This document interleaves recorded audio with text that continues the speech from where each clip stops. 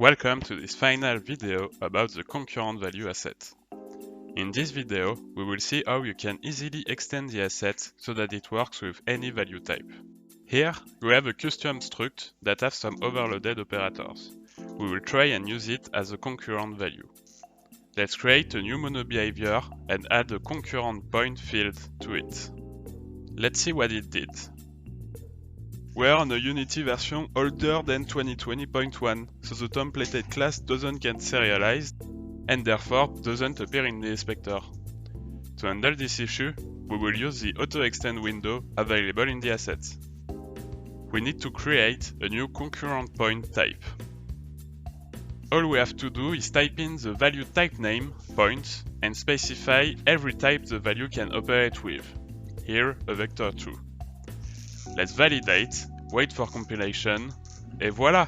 We now have a new concurrent point C# script.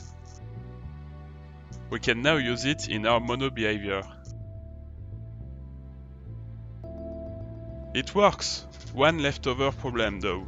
The point struct is still not editable because it's not marked as serializable. Let's fix that. We now have a concurrent value of a custom type. Let's now watch another example on Unity version 2020.1 or newer. We will try to use a concurrent double, a C# primitive type. Because we are on a recent Unity version, we can use the templated class directly. Everything works fine except for this warning message. It is happening because we don't have any calculator defined for the double type.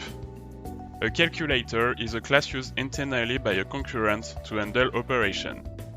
It is necessary because C# doesn't natively handle operation on a template value. The concurrent value will still work thanks to two generic calculators that can be used for any value type available in the assets. But those will perform worse than a unique calculator made for a specific type.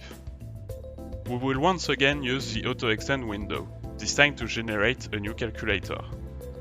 All we have to do is type in the type we want to create a calculator of, here a double, validate, wait for recompile, and finally hit the fix button on our mono behavior to update the calculator to be the default. Et voilà! Our concurrent double now have a specific calculator that will answer fastest computation possible. Thanks a lot for watching this last video. If you want more information, you can check out the complete documentation with a link in the description.